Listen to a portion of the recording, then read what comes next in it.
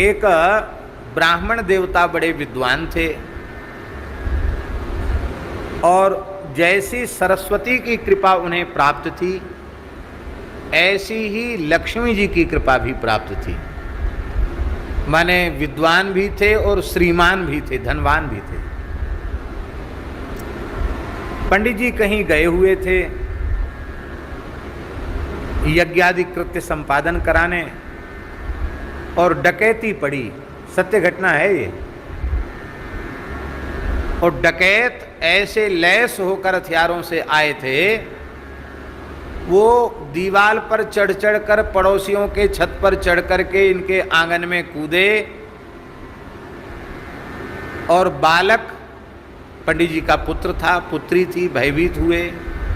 तो उनकी माँ ने कहा कि देखो तुम्हारे पिताजी तो हनुमान जी के भक्त हैं, हम सब लोग हनुमान जी की शरण में रहते हैं, हनुमान जी के आश्रय में रहते हैं, हम लोगों का कुछ भी बिगड़ने वाला नहीं है, कि डकैत हमारा क्या बिगाड़ लेंगे, इसलिए शांत होकर हनुमान जी का स्मरण करो।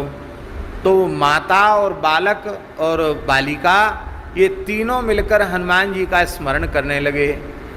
उसी समय एक विशाल काय बानर आंगन में कूदा और जितने डकैत थे, हथियारों से लैस थे, सबको एक एक चपेटा में ही, एक एक तमाचा में ही सबको मौत के घाट उतार दिया। ये सत्य घटना है, गीता प्रेस के अंक में भी छपी हुई ये घटना है। जो जीव हनुमान जी की शरण लेता है वो कभी भयभीत होता नहीं है।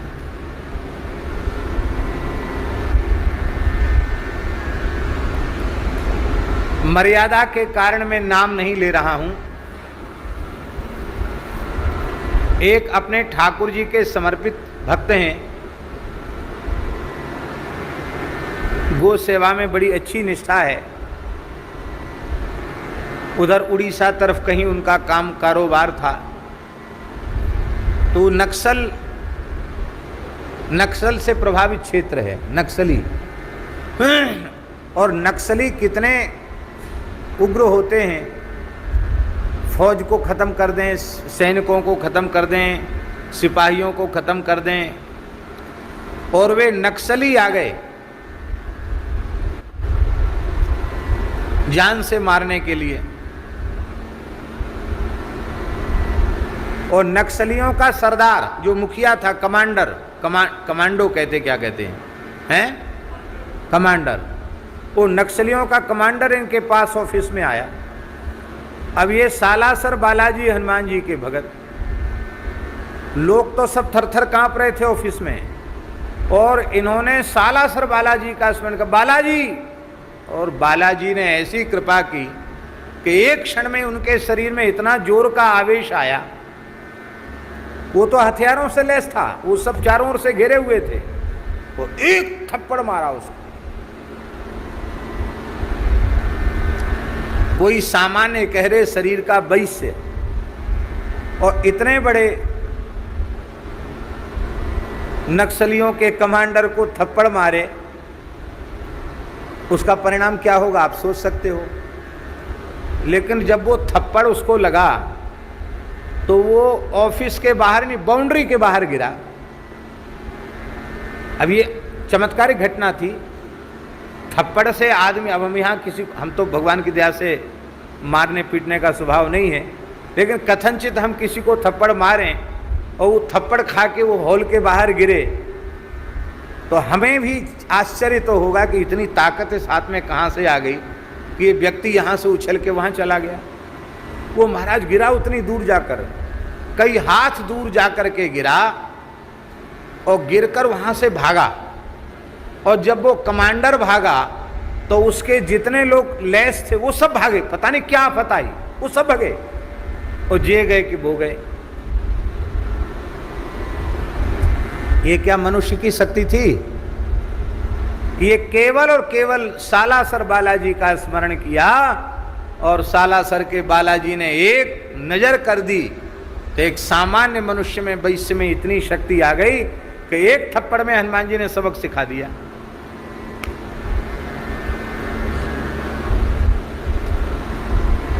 हनुमान जी की जो शरण में रहता है उसके भय का हरण हो जाता है। एक और घटना सुना देते हैं। एक महात्मा थे, उनका नाम था सुदर्शन दास जी। क्या नाम था? श्री सुदर्शन दास जी नाम था उनका। हनुमानगढ़ी के थे, पहलवान थे। अंग्रेजी शासन था, अंग्रेजी जमाना था, और मद्रास में, जिसको आजकल चेन्नई कहते हैं, तो मद्रास में अंग्रेजों के ज़माने में एक कुश्ती हुई, दंगल हुआ। उसमें देश विदेश के कई पहलवान आए थे।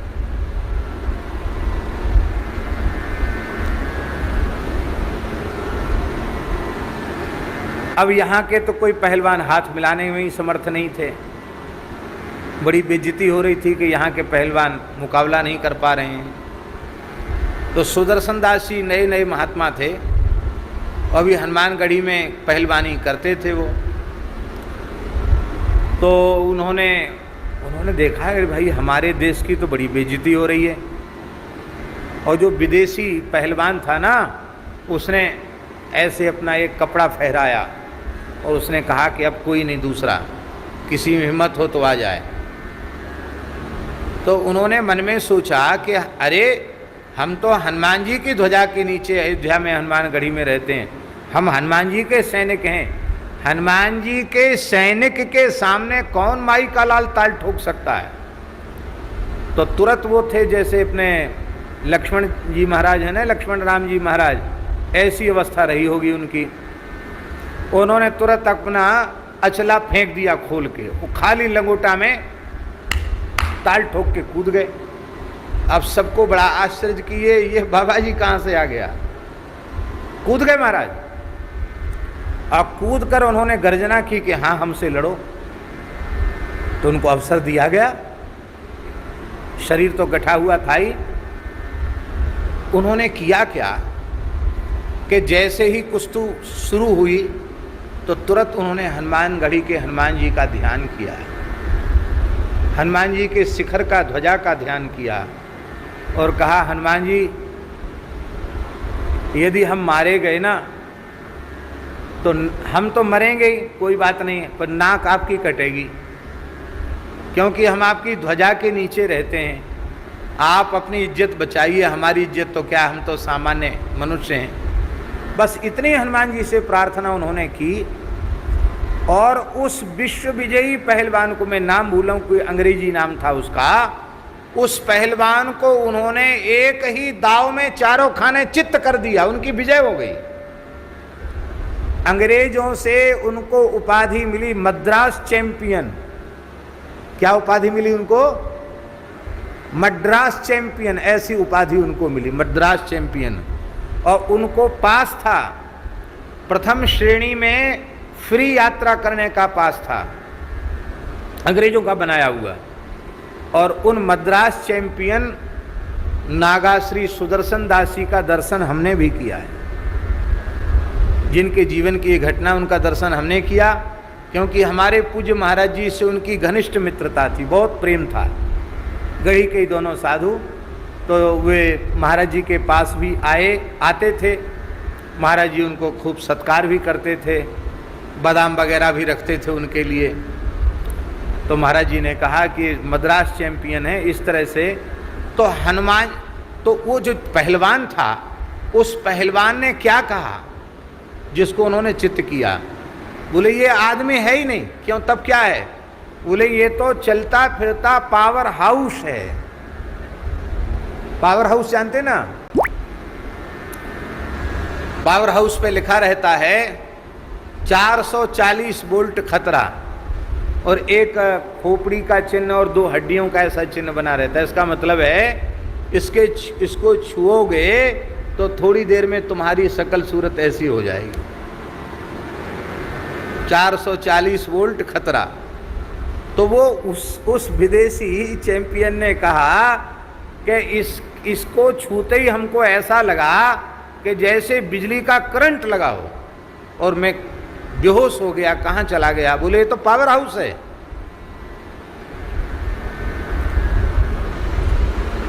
तब से आज भी हनुमानगढ़ी का कोई पहलवान खड़ा हो तो उसके सामने कोई ताल नहीं ठोकता है। हनुमान जी की शक्ति ये क्या, ये किसी मनुष्य की शक्ति थी, किसी नव सिखिए पहलवान की शक्ति थी, ये शक्ति थी हनुमान जी महाराज की। शरण शब्द के दो अर्थ होते हैं, एक अर्थ है घर और एक अर्थ है रक्षक। हनुमान जी ही हमारा घर हैं और मजबूत घर में जो है उसको क्या डर। हनुमान जी हमारे रक्षक हैं, इतना बलिष्ठ बलवान रक्षक है, तो फिर हमें किस चीज का डर है। तो हनुमान जी का आश्रय लेकर के जो जीव रहते हैं वो कभी भयभीत नहीं होते हैं। भय हरण, उनके भय का हरण हो जाता है और वे कभी भूखे नहीं मरते हैं। उनका भय हरण तो हो ही जाता है, वे कभी भूखे भी नहीं मरते हैं। क्यों भूखे नहीं मरते हैं? बोले इसलिए भूखे नहीं मरते हैं कि भुवन भरता हनुमान जी के सेवक हैं। ध्यान में आई बात। जो व्यक्ति पूरे भुवन का भरता हो और उसका निजी सेवक भूखा प्यासा रह जाए, ये कैसे संभव है? तो हनुमान जी भुवन भरता हैं, इसलिए हनुमान जी का सेवक कभी भूखा रहता, भूखा नंगा नहीं रहता है। क्यों? बोले अष्ट सिद्धि नव निधि के दाता, असवर दीन जान की माता। सब कुछ हनुमान जी के अधीन है। बोलो श्री हनुमान जी महाराज की जय। हमारे महाराज जी के निकट एक संत थे श्री हरेराम बाबा, हनुमान जी के बड़े भक्त थे और भगवान का प्रत्यक्ष दर्शन उन्हें हुआ था। वे प्रायः यही कीर्तन करते रहते थे। पहले तो हरे राम महामंत्र का कीर्तन उन्होंने लगातार 12 वर्ष गिरिराज जी की परिक्रमा देते हुए कीर्तन किया। उन्होंने परिक्रमा करते करते सो जाते, फिर उठते तो फिर कीर्तन करते हुए चल पड़ते। तब बाबा का नाम हरे राम बाबा पड़ गया। हरे राम कीर्तन करने से हरे राम बाबा नाम पड़ गया। बड़े अच्छे महात्मा थे। तो वे कीर्तन करते थे प्राय जय सिया राम जय जय हनुमान। तो तोतला के बोलते थे थोड़े, संकट मोचन कृपा निधान, रक्षा टीजे श्री हनुमान। कीजे को टीजे बोलते थे, तुतलाते थे, रक्षा कीजे श्री हनुमान, ऐसे थे। इतने छोटे हनुमान जी रखते थे, शालिग्राम जी रखते थे। हनुमान जी को बढ़िया इतर में चोला चढ़ाते थे, बढ़िया से बढ़िया हनुमान जी की शालिग्राम जी की सेवा करते थे। और कंजूसी का नाम तो उनमें था ही नहीं। फक्कड़ महात्मा थे, संग्रह परिग्रह का काम नहीं। तो आमेर के जंगल में आज भी वो स्थान है, बावड़ी है कोई, वहाँ बगीची है। वहाँ पूज्य श्री हरेराम बाबा ने श्री राम मंत्राज का अनुष्ठान करने का विचार किया और पुजारी श्री रामचंद्र दास जी महाराज, चित्रकूट वाले पुजारी जी, और श्री हरेराम बाबा और पूज्य गुरुदेव श्री भक्तमाली जी, ये तीनों महापुरुष वहाँ रहे। तो पुजारी जी और बाबा तो कर रहे थे अनुष्ठान और महाराज जी अनुष्ठान नहीं। महाराज जी उनकी सेवा शुश्रूषा में थे, बाबा को कोई तकलीफ ना हो जाए। बाकी महाराज जी का तो राम राम चलता ही रहता था। एक जयपुर के एक ब्राह्मण देवता थे, भूरामल जी नाम था उनका। वो बाबा के शिष्य थे, हरे राम बाबा। तो वो महीना में एक दिन उनको आने की अनुमति थी। महीना में एक दिन वो आते थे। वो आकर महाराज जी से पूछते थे कि वहाँ देखते थे कि क्या चीज़ की ज़रूरत है, घी की, फलाहार की, अन्न की, किस चीज़ की आवश्यकता है। वो चीज़ वो प्रबंध करके फिर वो चले जाते थे। तो बाबा इत्र ज़्यादा लगाते थे भगवान को। इत्र खत्म हो गया तो बाबा महाराज जी से बोले कि हमारे हनुमान जी का इत्र खत्म हो गया, मंगलवार है, चोला चढ़ाना है, शालिग्राम जी को लगाना है, बिना इत्र के कैसे होगा। तो महाराज जी ने कहा कि बाबा आप हिसाब किताब से खर्च नहीं करते हो, साधु को गृहस्थी पर भार नहीं बनना चाहिए। अब हम 3 साधु मिलके इतना खर्च करें कि बेचारे ब्राह्मण देवता की हालत खराब हो जाए, ये तो ठीक नहीं है। महीना भर के हिसाब से इतर देते हैं तो महीना भर उसको चलाओ। अब आप महीना भर का इतर आपने 10 दिन में ख़त्म कर दिया, अब कहाँ से लावें इतर? यहाँ जंगल में हैं हम लोग, कहाँ से लावें इतर? और उस आज के जैसा कोई सुविधा भी नहीं थी कि तुरंत मोबाइल से हलो हलो कर देते, वो भी सुविधा नहीं थी। कैसे तो संदेश भेजें, कहाँ से इतर आवे? तो बाबा विलक्षण संत थे, वो महाराज जी से बिगड़ गए। भगत का पक्ष लेता है, हमारा पक्ष नहीं लेता है, ये है वो है, बच्चे जैसे रोने लग गए। महाराज जी को भी उठपटांग बोलने लग गए, अब उससे भी कुछ नहीं लेंगे, अब तो हमारे हनुमान जी सब प्रबंध करेंगे, ये है वो है, रोने लगे बाबा। बिना इतर के हनुमान जी को चूल्हा नहीं चढ़ेगा, बिना इतर के हनुमान जी को, शालिग्राम जी को वो नहीं होगा, इतर तो रोज लगना ही चाहिए। तो महाराज जी हाथ जोड़कर बोले, गुरु महाराज रोना गाना बंद करो, अपने भजन अनुष्ठान के लिए आए हो यहाँ, हैं? जितना सामान्य व्यवस्था में गुजारा हो उतना करना चाहिए। थोड़ी कहा सुनी हुई। बाबा सब छोड़ के बैठ गए रोने। तब तक एक व्यक्ति आए, सत्य घटना सुना रहा हूँ ये। एक व्यक्ति आए, बड़ा विशाल स्वरूप था, शरीर की विशालता तो गोपेश बाबा की जैसी थी, पर लंबाई इनसे कम से कम 2-2.5 हाथ और ऊपर होगी, 2-2.5 हाथ और ऊपर होंगे, इतना विशाल काय पुरुष। एक अति मानुष समझो उसको। बढ़िया श्वेत वस्त्र थे, पाग बंधी हुई थी। आकर उसने साष्टांग दंडवत किया, बोला बाबा आप दुखी मत हो। एक इत्र की बोतल दी उसने, ये बोतल लो। बच्चा तो तू कहाँ से आया है? पूज्य महाराज जी वहीं थे, उस समय की घटना है, पुजारी जी भी थे। बच्चा तू कहाँ से आया है? हरिराम बाबा ने पूछा।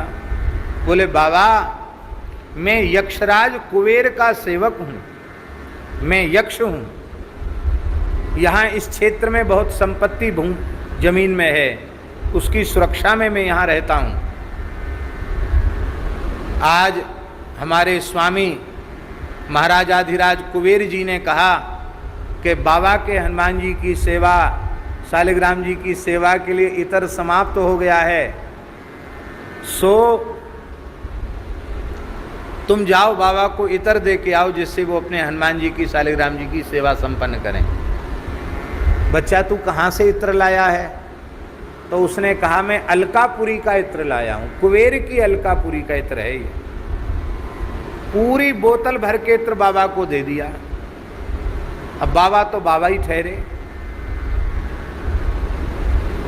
बाबा ने खूब हनुमान जी को चूल्हा चढ़ाया इतर से, शालिग्राम जी को खूब लगाया और सब मालाओं में लगाया और सबके दाढ़ी में इसमें सब लगा करके बोले आज गोविंद देव जी चलेंगे, जयपुर गोविंद देव जी। तो पैदल चल के रोड पे आए, फिर वाहन से चल के। अब जिधर से महाराज जी बताते थे कि जिधर से जाएं ऐसी दिव्य सुगंध, लोग कह रहे बाबा जियों ने कितना कीमती इतर लगाया है। मंदिर में भी गमगमाहट। भूरामल वहाँ पहुँच गए, बोले बाबा ये इतर तो कहीं मिल ही नहीं सकता, ये कहाँ का इतर है? बोले बच्चा तू मत भेजे, कंजूसी कर ले, हमारा तो भगत चेत गया है, इतर की व्यवस्था हमारी हो गई है। बोलो भक्तवत्सल भगवान की।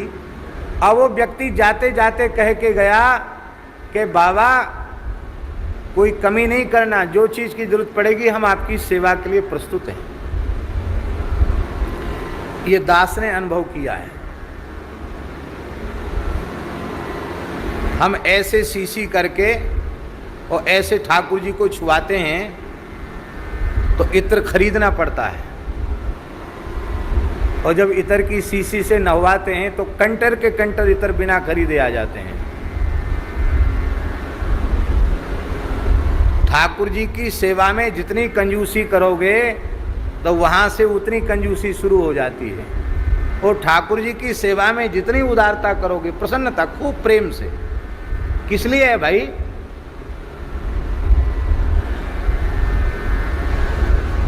तो इस प्रकार से यहां एक जंगनेर है। जंगनेर सुना आपने? जंगनेर कहाँ है?